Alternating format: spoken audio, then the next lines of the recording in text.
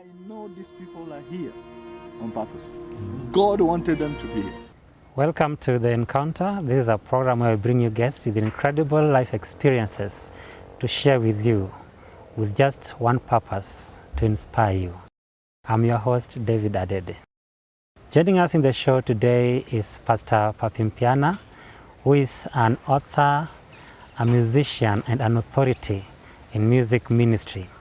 He'll be telling us about his experience in the secular music and his dramatic conversion to the Christian music. Welcome to the show, Pastor. Thank you. How are you today? I am fine. It is a pleasure to have you. Thank you. It's a pleasure too. Okay. Yes. So we'd like to know a little bit about you. Who is Papimpiana?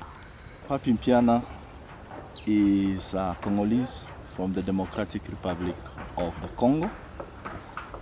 Husband of one wife, a beautiful lady called Kukubumba Piana, and a father of 3 children, David, Praise, and John Divine.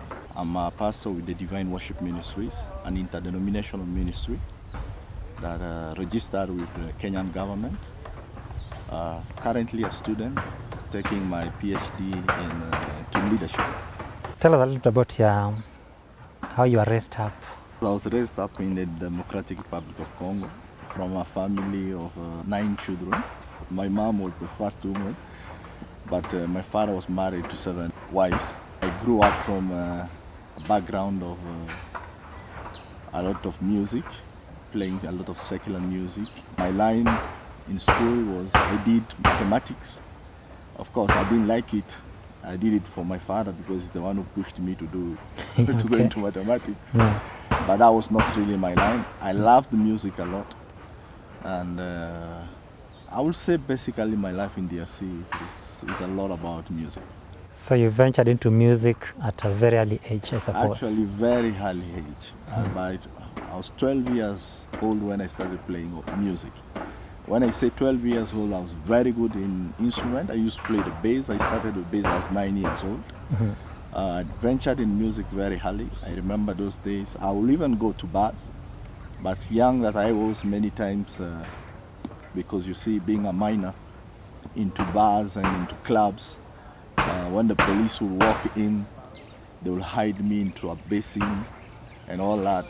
But I know my life was really pretty that way. I was young, but finding myself doing a lot of advanced things. You got yourself into these bands and probably playing in the bar as well.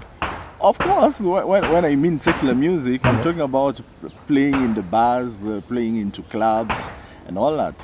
But the funny thing was that my parents had no idea at all about what I was doing. I was very smart in school. So every time the results came out, I did pretty very well. And I think that really blinded them. They had no idea of what I used to do into the other world. They're saying that son is very disciplined, very bright boy and all that. How did it evolve and you graduated in the music from one level to another? I was very good into playing my bass. I think that was just a talent God gave me. And but I used it poorly. I mean poorly in relation to the secular life that I use. You know, I remember that music took a lot away from me. Those are things I understood when I crossed on the other side, the one that I'm today. And it's really pushed me to the place that I ended up playing with many bands that are known in my country. So you really had quite an experience. I remember I was 16 years old when I bought my first vehicle. Wow. That was a rare achievement. Yes, a lot of money and all that. Yeah. How did you come to know Christ? I remember it was God's plan. After finishing the university, then I asked my mom to give me some money to do some little business. So my mom gave me some money. My mom was very rich. I can openly tell you that she used to be the principal inspector of post and telecommunication in the whole DRC. Wow. So my father was also, used to, before he died, he used to be a government minister. So I grew up like a prince. Money was there and all that. So this was just like an adventure. So I asked for some money. My mom gave me some money. I took the money and went to a place called Kisangani. And I remember I was in the ship for 31 days. 31 days. Yes, traveling that ship. We still play live music in the ship where I was. Something happened in that ship. There was a pastor from the Crisco churches, a pastor from Bunya, a place I still remember, a place called Bunya. The pastor, his name is Pastor Peter. He was also traveling in the same ship, so he was preaching the gospel almost every day. Every day for 31 days. For 31 days. Yeah. Between 5 a.m. to 7:30, he will preach the serious gospel. So the unfortunate was that where my room was, he will stand on top of my room and he will preach the gospel to the rest of the ship. He didn't bother. He didn't bother. Whoever will hear the gospel, let him hear. So he will preach the gospel with that boldness. And many times I'll feel like somebody has told this guy about my life. He was speaking right into your heart. Yes, right into my heart. And he will speak openly. And he will say, that is your problem. You better stop. God has come for you. It is time for you to stop what you're doing. The smoking, the drinking. These things are not taking you anywhere. You should stop completely. Then I decided, I said, okay, there's no problem. I have to confront this man. And I was feeling very guilty. But to me, I was feeling like somebody used to go and whisper to this guy. What you are doing. Yes, what I'm doing. I decided to confront him. So I went to this pastor, I told him, I don't bother about whoever is whispering or whatever all this. Why don't you take the courage and confront me and tell me exactly what I am doing than you standing in front of people and telling everybody what I'm doing? You know, the pastor looked at me and He's wondering what you're talking about. He's wondering. Actually, he laughed at me. Yeah. He said, I'm sorry, I don't even know you. I don't even know that there is such a person called so-and-so in this ship. Me, I preach the word as I preach. Maybe what you should do is that you need to ask yourself, who told me? But I believe the Holy Spirit has been speaking to you. So we sat down, we started sharing, talking a lot. We became friends. But believe me or not, for the rest, for all those 31 days that he kept preaching, I never received Christ. But we were talking. We kept talking, we kept talking, and I was very stubborn. Then I remember very well, when we reached Kisangani, he decided to give me his card. And he said, maybe one day you never know what life is like. You might come to a place called Bunya, look for me. My name is Pastor Peter, I'm the assistant pastor. Because I think the senior pastor was Pastor Teddy. And he said, please find me, look for me at Bunya, then we should be able to talk. And that's what I did. So he gave me the card. I reached in Kisangani. I was in Kisangani for 2 years. So something happened in between. In Kisangani actually was the climax.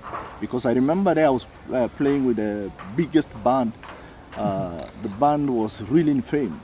And I remember those days I would do extraordinary spectacles in clubs and things like those. You are highly talented. Yes, yes. So one of my friends, in the midst that, as musicians, he ended up going out with one of the wives of the general of the army of that area.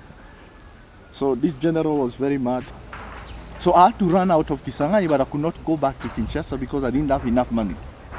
So I could not go back into there are like small villages where we go and find the diamond and all this.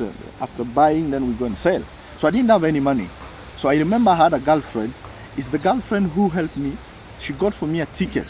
He said, no, I think Kisangani is becoming very dangerous because even you still being hunted. So I took a plane. Those days, I remember it used to be called Sanke.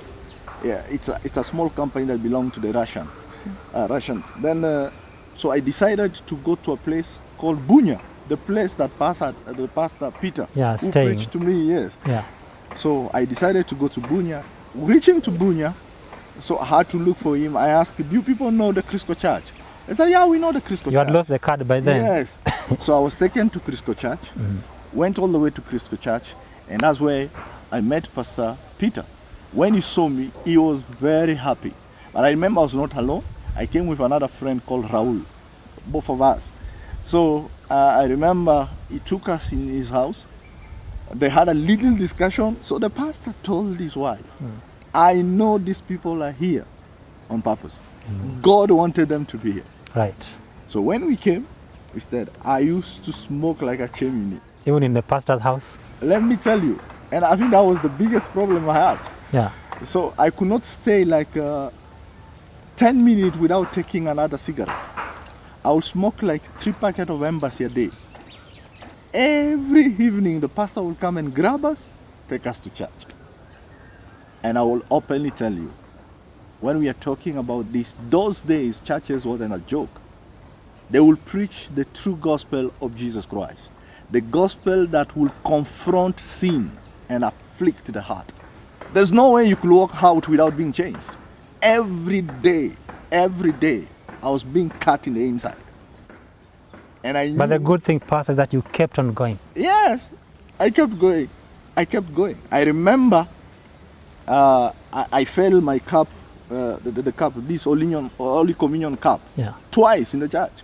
Because I wanted to pretend looking like I was born again. And the pastor will say, if you're not born again, don't even try to take that cup. So it fell twice. But at the end of it, I could not wrestle with God. I knew this is the time. And if I don't make this move anymore, that will be the end. And I remember one day, I decided to give my life to Christ. So I got born again. Now, I got born again, but I will still wrestle with issues. Issues like smoking, issues like I used to take a lot of whiskey. And I thank God so much for Pastor Peter, who was very patient with me. He kept insisting that I know God has brought these people for a purpose. And at the end of it, we could not wrestle anymore with God. Because what would happen was this, because there's a consistency that we kept going to church. So the more you walk in the church, you go home, you're living in a pastor's house, the more the kind of more. So I decided this hypocrisy must stop. So I had to wrestle. I got born again, but there was my past, which was still handling me. And you see, you are carrying a name. You see in Bunya, though born again, people will hear, that's Peter Bass. Everybody will come back. Wow, Peter Bass. Born again. The influence, people don't even know. Some of them don't even know that you're born again. So that influence, they keep, connecting you back to your past life. So I had to do a lot for me to stand out as a Christian. So company was a very important thing for you. Yes. Getting the right company. Yes, I had to disappear completely from the secular world. So how did you end up in Kenya? When I decided to go back home, my sister in London told me, said, no. I think Bunya is near Kenya. Don't go back to Kinshasa, which is far away. So I came all the way to Kampala. From Kampala, I came all the way to Nairobi. I came to Nairobi in transit. But reaching Nairobi, I lost my passport. So I had to start again all these processes to get the passport. Life wasn't easy at all. I had a friend of mine. Now, when we got our money, whatever we were doing, the man disappeared with all the gold I had and the diamond I had. My life had to change from the life of luxury to nothing. I ended up living in Kirinyaga Road. And that is where now a brother found me. He said, basically, we have some Crisco churches here. 1994, that was City Hall. A lot of teaching going on. So I will come, in the morning I'm there. I will be there, set up the instrument, help, also play, lunch hour meeting, evening meeting. And that is when now I sat under the teachings of Apostle Aridas. And then I remember those days, frequently you will be there. And they would teach. And that was the time I know my growth in relation to Christianity was affirmed. Wow, what an inspiring story. Pastor, let's take a small break. Stay tuned. This is The Encounter, and with us is Pastor Papin Piana, and we'll be right back. Stay right there.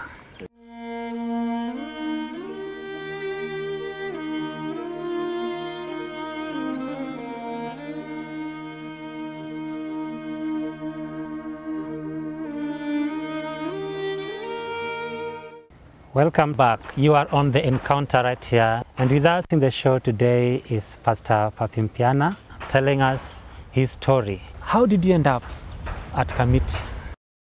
Experience of Kamiti Maximum Prison was an interesting one. When I came in Kenya, I was in transit, trying to join my sister in London. When my sister helped me actually acquire almost everything, something in between happened. I lost the money. As I told you, my friend disappeared with the money and all. So my passport had a visa. The visa that I had got expired. So something happened in between. The police walked in the room where I was. So I was supposed to show them my passport. And my visa had only expired for 2 days. Wow. I don't know what happened. There was a guy right beside me. The guy had an abstract. He tells me, you do this. Don't show your passport. If you show your passport and your visa has expired for 2 days, these people will arrest you. Take this abstract, show them. Abstract means tell them that you've lost your document. So they might have some mercy and leave you. But unfortunate happened.